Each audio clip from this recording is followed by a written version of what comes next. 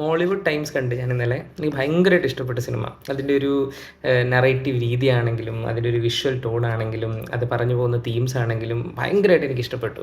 ഇത് movie stays with you അല്ലേ. അത് ഇന്നത്തെ കാലത്ത് എപ്പോഴും നമ്മൾ സ്ക്രോൾ ചെയ്യുന്നു, കണ്ടന്റ് കാണുന്നു, മറക്കുന്നു. അങ്ങനെയുള്ള ഒരു സമയത്ത് ഒരു മൂവി നമ്മുടെ മനസ്സിലിരുന്നിട്ട് നമ്മൾ അതിനെപ്പറ്റി ചിന്തിപ്പിക്കുന്നെങ്കിൽ that means it is a great piece of work. Brutally honest film I felt. അത് ഫിലിം ഫീൽഡിന് മാത്രമല്ല, എല്ലാ ഫീൽഡിലും കഴിവ് മാത്രമല്ല കാര്യം, കുറേ ലക്ക് വേണം. പിന്നെ കുറച്ച് പഞ്ചാരടി, കുറച്ച് സോപ്പിടാൻ അറിയണം, ആൾക്കാരോട് ഇടപഴകാൻ അറിയണം. നമ്മൾ ഇച്ചിരി മണിയടിച്ചൊക്കെ നിൽക്കുന്നതിലാണ് അങ്ങനെയുള്ളവർ കയറി പോകും എന്നുള്ളൊരു സത്യം ഭയങ്കര രസകരമായിട്ടുള്ള രീതിയിൽ ആൻഡ് തോട്ട് പ്രൊവോക്കിംഗ് ആയിട്ടുള്ള രീതിയിൽ സിനിമ കാണിച്ചു തന്നു.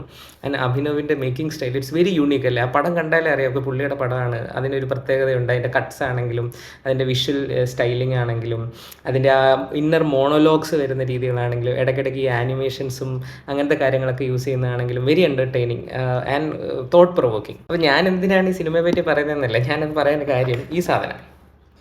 ഈ സിനിമ മാത്രമല്ല, പല സിനിമകളിലും സ്റ്റെതസ്കോപ്പ് ഉപയോഗിക്കുമ്പോൾ ഞാൻ കണ്ടിട്ടുള്ള ഒരു കാര്യം പറയണമെന്ന് തോന്നി. ഈ സ്റ്റെതസ്കോപ്പ് ഇങ്ങനെയാണ് ഇരിക്കുന്നത്, കണ്ടോ? ഒരു വി ഷേപ്പ് ഉണ്ട്. നമ്മളിത് ചെവി വെക്കുമ്പോൾ ഈ വി ഫ്രണ്ടിലേക്ക് വരണം. അതായത് ഇങ്ങനെ എടുത്തിട്ട് ഇങ്ങനെ വേണം വെക്കാൻ, കണ്ടോ? ഈ വി ഇങ്ങനെ ഫ്രണ്ടിലേക്ക് ഇരിക്കണം. എന്നാൽ മാത്രമേ നമ്മുടെ ഇയർ കനാലുമായിട്ട് അത് അലൈൻ ചെയ്യുള്ളൂ, നമുക്ക് പ്രോപ്പറായിട്ട് കേൾക്കാൻ പറ്റുള്ളൂ. ഈ സിനിമയിലൊന്നും മാത്രമല്ല, ഏത് വലിയ ബിഗ് ബഡ്ജറ്റ് സിനിമ എടുത്താലും എത്ര ചെറിയ സിനിമ എടുത്താലും ആൾക്കാർ സ്റ്റെതസ്കോപ്പ് ഇങ്ങനെയാണ് വെക്കുന്നത്, തിരിച്ച്. അതെങ്ങനെ ചെവിയിൽ കംഫർട്ടബിളായിട്ട് വെക്കാൻ പറ്റുന്നു എന്ന് പോലും എനിക്കറിയില്ല. അത് തെറ്റായിട്ടുള്ള രീതിയാണ്.